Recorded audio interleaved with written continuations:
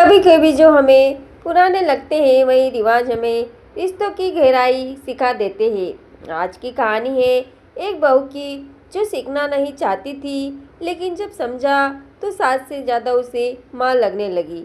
मैं हूँ आरजे कीर्ति और आप सुन रहे हैं सुनो दिल से। कहानी का नाम सुनहरी चूड़िया।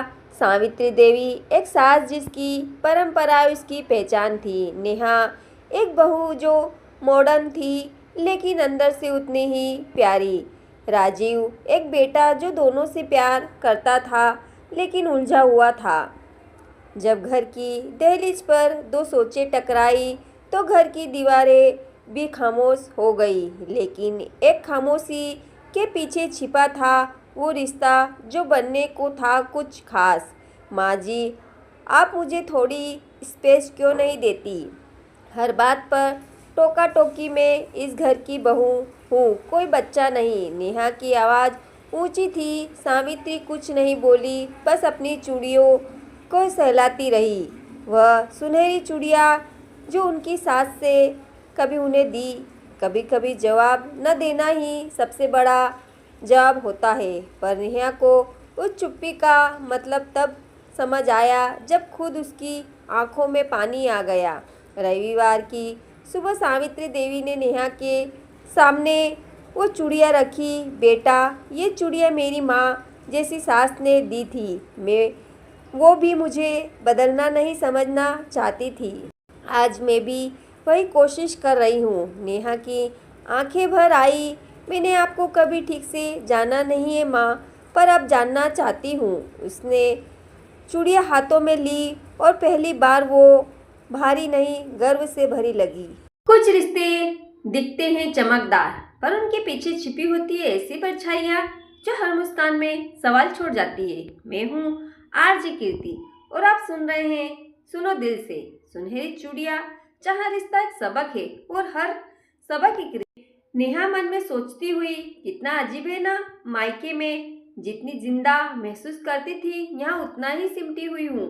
कभी माँ के सामने चाय गिरा देती थी तो वो हंस देती थी। यहाँ एक चम्मच चीनी ज्यादा हो जाए तो सवालों की बौछार हो जाती है। क्या सच में ससुराल से परीक्षा की जगह होती है? उसके हाथ में माँ का लिखा पुराना खत। नेहा धीरे से पढ़ती है, बिटिया, ससुराल घर नहीं एक रिश्ता है और हर रिश्ता समझ के बिना अधूरा है। सावित्री देवी की नजर बरामदे में। सावित्री देवी की चप्पलों की आवाज। सावित्री अपने मन में गंभीर आवाज।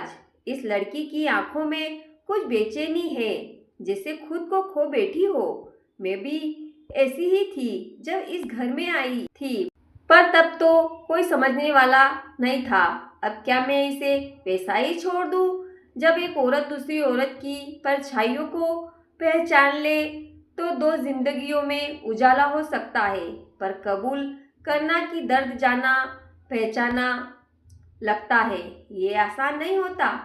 डाइनिंग टेबल पर सन्नाटा, कटोरी रखने की आवाज, प्लेट खड़कती है। राजीव, माँ, आज नेहा ने पराठे बनाए हैं। सावित्री जांचते हुए, ताजा घी डाला या पुराना? नेहा थोड़ी नाराजगी छुपाते हुए, ताजा ही डाला है माँ जी। राजीव, वैसे स्वाद अच्छा है। मायके में कॉल। नेहा, हेलो माँ, बहुत मिस करती हूँ आपको माँ। हम भी तुझे बहुत याद करते हैं बेटा, सब ठीक है ना? हाँ ठीक है, तो पर जैसे सब कुछ नया नया लगता है यहाँ माँ। मैं हंसना भी सीख रही हूँ माँ। बहू बनकर अगर तू खुद को खोने लगे तो थोड़ी सी नेहा को बचा के रखना। कभी कभी रिश्ते निभाते निभाते हम अपने आप को इतना छोटा कर देते हैं कि आईने में चेहरा अपना लगता है, लेकिन आत्मा किसी और की हो जाती है। सावित्री देवी अकेले कमरे में बैठी है। सावित्री पुरानी डायरी खोलती है। धीमे स्वर में 16 जनवरी 1986। आज फिर अम्मा जी ने कहा कि मैं रोटियां गोल नहीं बनाती। राजीव तब 2 महीने का था, सिर्फ 2 घंटे सोई थी, फिर भी रोटियां सेकी, पर किसी ने तारीफ नहीं की। क्या मैं तब भी बहू नहीं थी? आज नेहा को देखती हूँ तो वही डर, वही उलझन दिखती है। पर मैं अब अम्मा जी नहीं बनना चाहती। हल्की हवा बरामदे में दोनों चाय लेकर बैठी है। सावित्री, नेहा बेटा, तुझे कोई परेशानी हो तो मुझसे कह सकती है।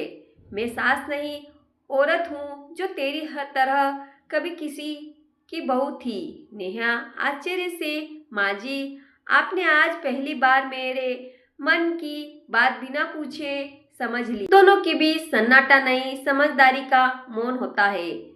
रिश्ते जब अपनी जगह छोड़कर दूसरे की जगह देखने लगे तो दूरी घटती है और दिल जुड़ते हैं। सावित्री ने अपने अतीत से सीखकर नेहा का आज संवारने का फैसला किया और नेहा ने पहली बार इस घर को अपना कहना चाहा। सावित्री, ये मेरी पुरानी चूड़ियां नहीं, मैं तेरी नई पहचान है। इनकी खानागाह इस घर की मुस्कान बनेगी। नेहा मुस्कुराकर, अगर आप साथ हैं तो मैं हर परछाई से लड़ सकती हूँ माँ जी। कभी कभी एक चाय की प्याली और थोड़ी सी सच्चाई दो दिलों के बीच सालों की दूरी मिटा देती है। नेहा और सावित्री अब परछाइयों से नहीं डरती, क्योंकि वो जान गई है जब समझदारी साथ हो तो अंधेरे भी रिश्ते को रोशन कर दे जाते हैं। सास बहू का रिश्ता अगर समझदारी और प्यार से बुना जाए तो वो सिर्फ एक रिश्ता नहीं, एक मजबूत दीवार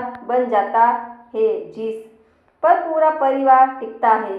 तो आज की कहानी ने अगर आपको भी थोड़ी गर्माहट दी है दिल में, तो किसी अपने को माफ करना मत भूलिएगा, क्योंकि रिश्ते कभी खून से नहीं, समझ से बनते हैं। मैं हूँ आरजे कीर्ति, फिर मिलूंगी एक नई दिल छू लेने वाली कहानी के साथ। तब तक सुनो दिल से। धन्यवाद।